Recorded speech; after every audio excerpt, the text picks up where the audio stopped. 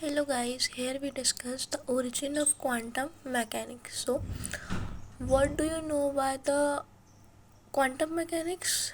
Do you know? So, let's start that quantum mechanics. So, quantum theory is a central to almost every explanation in the chemistry. मतलब quantum theory एक main centre है जिससे सारी chemistry को explain किया जा सकता है. तो it is used to understand atomic and molecular structure, chemical bond and most of the properties of metal.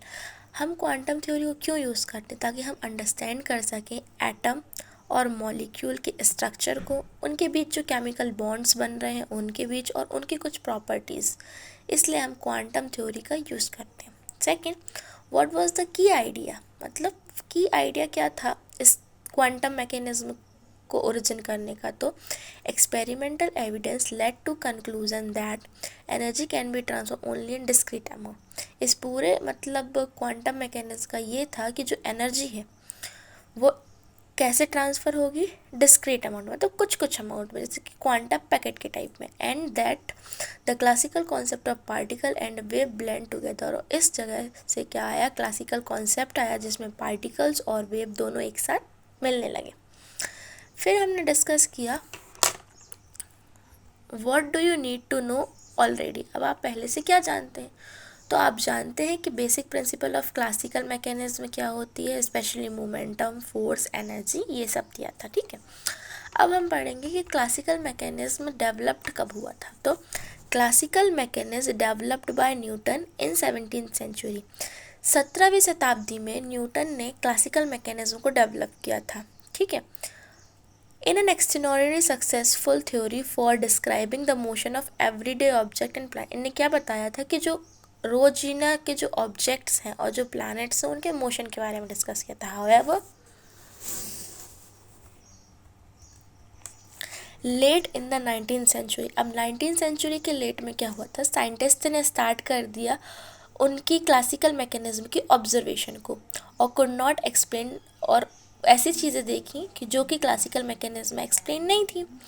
That were force to revise their entire conception of nature of matter and replace classical mechanism by a theory that become a quantum mechanism. तो उनने क्या किया? उस पूरे format को revise किया, सारे concepts जो थे, और उन्हें रिप्लेस किया और उस थ्योरी को क्या कर दिया? क्लासिकल मैकेनिज्म थ्योरी को रिप्लेस करके क्या बना दिया? Quantum mechanism. तो स्टार्टिंग में क्या था? न्यूटन ने हमें दी थी 17th सेंचुरी में क्लासिकल मैकेनिज्म, और उसके बाद फिर क्या आया? 19th सेंचुरी में दूसरे साइंटिस्ट हैं जिनने क्वांटम मैकेनिक्स दी थी. अब हम डिस्कस करते हैं एनर्जी क्वांटाइजेशन. 3 एक्सपेरिमेंट हुए थे at the end of 19th century to view that energy can be transferred only in the discrete amount. अब एनर्जी को डिस्क्रीट अमाउंट में ट्रांसफ़र करने के बेसिस पे 3 एक्सपेरिमेंट किए गए थे. पहला कौन सा था? Black body. ठीक है, फिर ब्लैक बॉडी का एक्सपेरिमेंट आया.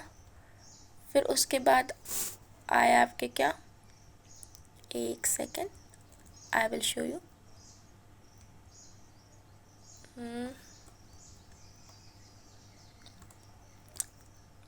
Atomic and molecular spectra theory I. Wave particle duality.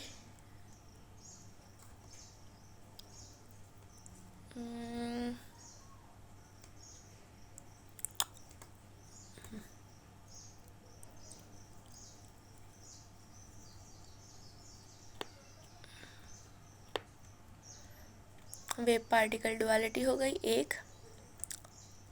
दूसरा हो गया आपका क्या? बोल्ट्जमैन कांस्टेंट का एनर्जी ग्राफ. और ये हो गया ब्लैक बॉडी रेडिएशन. ये एनर्जी के बेसिस पे आए थे. तो in the next video we will discuss the black body radiation.